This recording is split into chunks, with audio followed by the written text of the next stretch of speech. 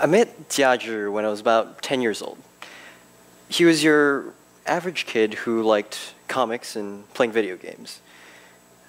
But despite we're the same age and like the same things, we're very different from each other. While I was the chubby 10-year-old who liked playing video games and my greatest worry was not getting dessert at the end of dinner, he was a quiet kid whose demeanor was dulled by the experiences of his life. But most importantly, he lost both of his arms during an earthquake in Sichuan. It was on May 12, 2008, when an 8.5 magnitude earthquake struck the heart of Sichuan. I remember sitting in class 800 miles away from the epicenter of the earthquake, feeling a small vibration in the classroom. Little did I know later when I found out that, like Jiazhi, my friend-to-be, there were thousands of other victims that were incapacitated by the rubble, waiting for the rescuers to reach them. Meeting him for the first time was a shock for the both of us. But it was through my trips to his hometown and his trips to mine where we realized we really had a lot of difference in the way we live and the different tasks in life we had. Well, he taught me how he ate without his two arms and how he used his prosthesis. I showed him my prized Pokemon collection in my bedroom. But despite his handicap, he was rarely seen with his prosthesis because when I later found out that it was really heavy and cumbersome. But during one night when I was having dinner with him and his family and one of his donors, I saw him wearing his prosthesis, and he was slowly working his way through his dinner, sometimes spilling a bit of sauce or porridge on his lap. And one of the donors asked him the question in English, and she said, "How's your prosthesis holding up?" And as you know, that Jiazhi didn't speak English, so he stared at her blankly. And amid that silence, I heard from someone on the table that the prosthesis is holding up pretty well. We're hoping to get a new one next year, so Jiazhi would have an easier time. Prior to meeting Jiazhi, I knew suffering from a distance, sheltered by my privilege. And life was never the same for him after the earthquake. And problems that they never expected popped up after the earthquake, and they had to rely on the donor's money in order to sustain the Jiazhi's future. However, something that I realized is Jiazhi didn't really have a choice, because he had to, in order to get these funds, he had to demonstrate to the donors that the way he's using their money is manifested in useful means where the donors could see. 9 years later, traveling halfway across the world for boarding school in the States, and going to my first medical service trip in Haiti after Hurricane Matthew,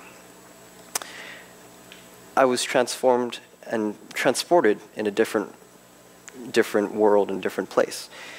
And as I was driving around Port-au-Prince after delivering supplies to a prison in nearby Port-au-Prince, we stopped by at a local supermarket for lunch.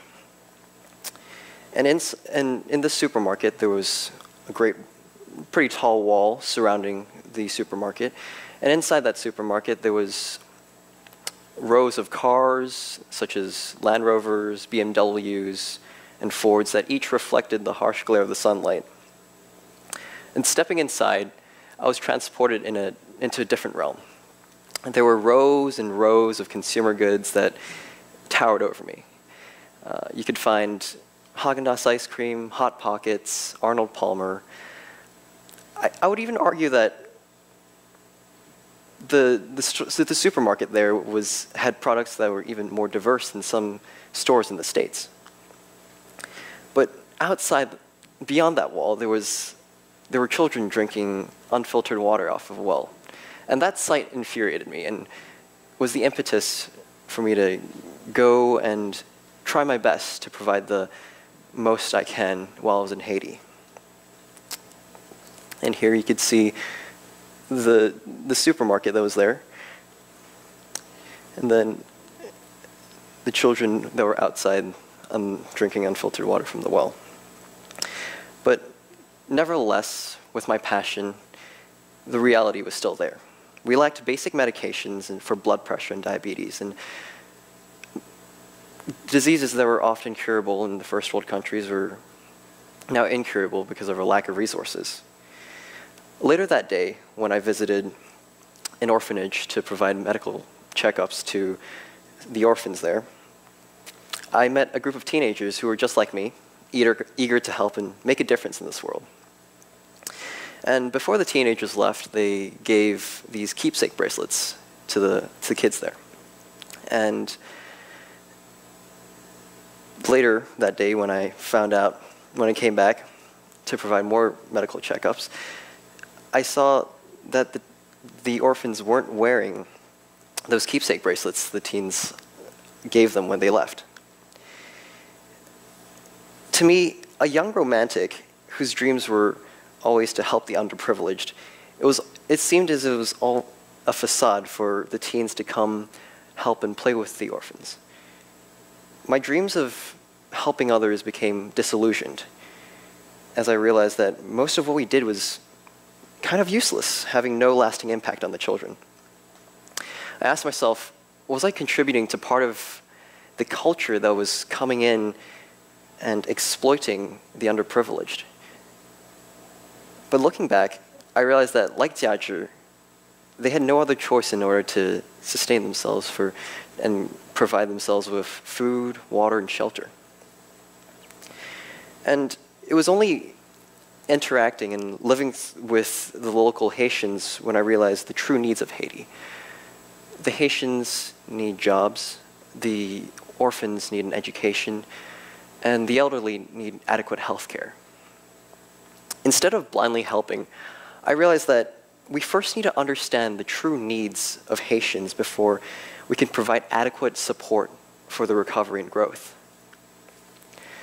What also emerged from these interactions were lessons of ardent faith and generosity. At a church service, I saw those who had served the day before come in with their best attire, singing songs of praise and worship despite their dire health problems. Before I left for Haiti, a mentor told me, "Do good well." And I never really completely understood what he meant by doing good well until I actually went forth to experience what it means to do good well.